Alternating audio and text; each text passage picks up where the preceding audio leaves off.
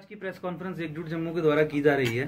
विषय है forest rights act 2006, जिसकी इम्प्लीमेंटेशन बहुत जोरों शोरों से जम्मू कश्मीर में करने की कोशिश की जा रही है। फॉरेस्ट राइट्स एक्ट के तहत जम्मू संभाग और जम्मू कश्मीर में जो फॉरेस्ट लैंड है, जंगलात की जो जमीन है, जो ऑलरेडी अंडर एनक्रोचमेंट है, ऑलरेडी अंडर इलीगल ऑक्यूपेशन है, वो कोट एंड कोट ट्राइबल्स को देने की कोशिश की जा रही है।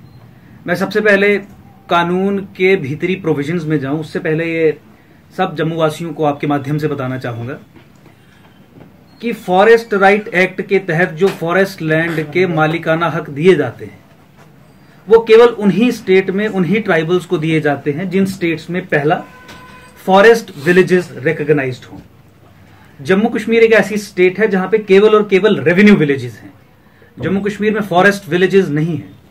और दूसरा, उन ट्राइबल्स को दिए जाते हैं जो कई दशकों से, कई समय से उस पर्टिकुलर एरिया में सेटल्ड कल्टीवेशन कर रहे होते हैं, यानी उनकी परमानेंट सेटलमेंट वहां पे होती है, किसी पट्टे के तहत या किसी परमिशन के तहत वो वहां पे रह रहे होते हैं और वहां पे एग्रीकल्चर करके, कल्टीवेशन करके अपना जीवन जापन कर रहे होते हैं। सो सेटल्ड कल्टीवेशन और आपका लाइवलीहुड जो है वो फॉरेस्ट प्रोड्यूस पे डिपेंडेंट होना चाहिए। Then only you qualify for getting ownership under the forest rights act.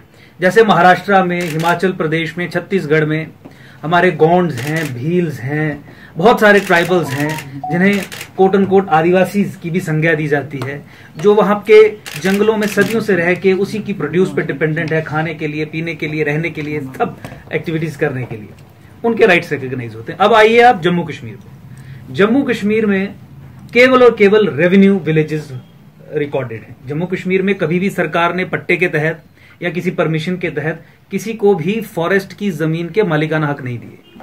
मैं इमीडिएटली अभी आपकी संज्ञान में ये लाना चाहूंगा कि जम्मू कश्मीर में जो भी राइट्स ट्राइबल्स को दिए गए वो ग्रेजिंग राइट्स दिए गए, क्योंकि वो नोमैड्स थे, नोमैडिक पीपल थे, इसलिए उन्हें केवल और केवल ग्रेजिंग राइट्स दिए गए जो डिस्टिंग्विश्ड हैं टिलिंग राइट्स।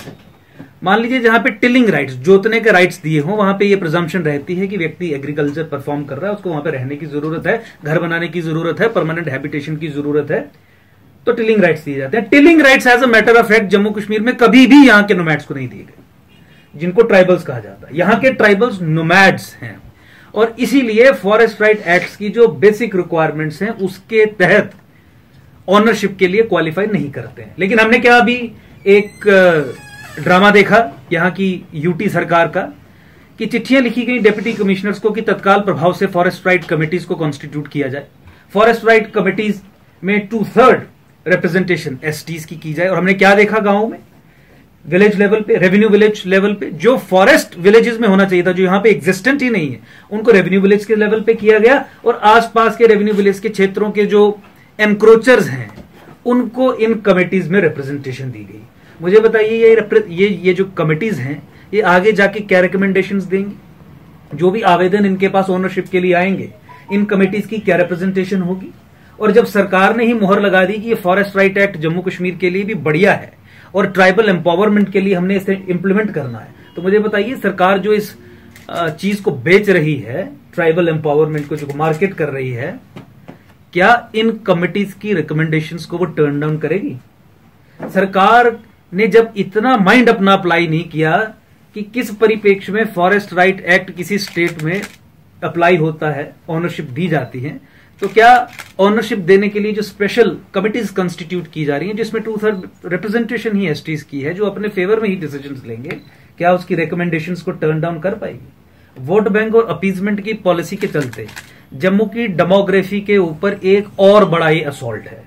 और मैं आपके माध्यम से आज पूरे जम्मू कश्मीर के निवासियों को, खासकर जम्मू संभाग के निवासियों को यह बताना चाहूंगा कि जो महबूबा मुफ्ती 14 फरवरी 2018 के ऑर्डर से अचीव नहीं कर पाई, आज वो भाजपा फॉरेस्ट राइट एक्ट को यहां पे एक्सटेंड करके और उसके तहत जंगलों के मालिकाना हक एक कम्युनिटी विशेष के नाम पे दे के और इलीगल तरीके से उसे अचीव करने का प्रयास कर रही है।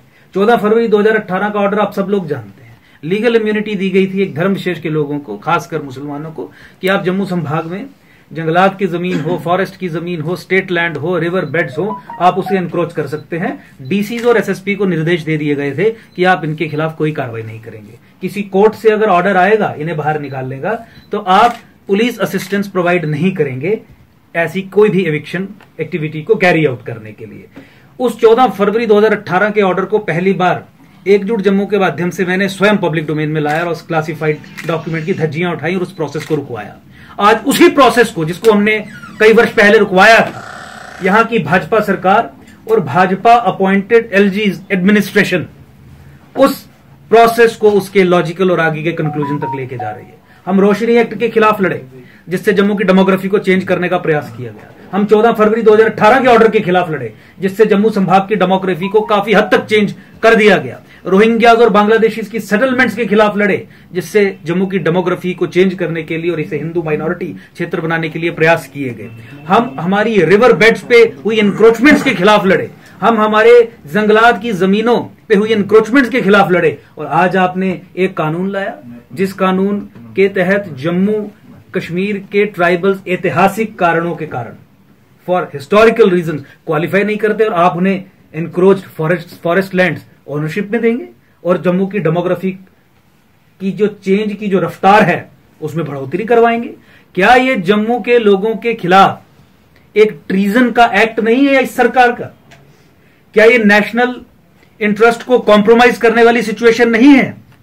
हम पिछले कई वर्षों से देख रहे हैं कि वो सब स्कीम्स जो पाकिस्तान की आईएसआई चाहेगी कि जम्मू कश्मीर में डिप्लॉय की जाए, इंप्लीमेंट की जाए, वो भारत सरकार ही यहां पे इंप्लीमेंट और डिप्लॉय कर रही है। यानी भारत सरकार ही आईएसआई का काम जम्मू कश्मीर में कर रही है, जम्मू कश्मीर को न केवल कमजोर बना के, बल्कि इसे एक ऐसा क्षेत्र बना के जहां पे माइनॉरिटीज, नॉन मुस्लिम्स, उनका जीना दूभर हो जाए। तो मैं आपके माध्यम से फॉरेस्ट राइट एक्ट की इंप्लीमेंटेशन की मुखालफत करता हूं। ये बताना चाहता हूं सरकार को कि एकजुट जम्मू इस इलीगल इंप्लीमेंटेशन के खिलाफ है। इससे पूर्व में भी जब जब प्राइवेट मेंबर बिल्स भी लेजिस्लेटिव असेंबली में इंट्रोड्यूस किए गए कि ये एक्ट को एक्सटेंड जम्मू कश्मीर में किया जाए, आप जानते हैं उस समय के फॉरेस्ट डिपार्टमेंट ने क्या क्या रिकमेंडेशंस दी। इस सरकार ने इस कानून को नोटिफाई करने से पहले क्या उन रिकमेंडेशंस को नहीं पढ़ा? उन रिकमेंडेशंस में क्या क्या तथ्य सामने लाए गए हैं, क्या उन्होंने नहीं पढ़ा?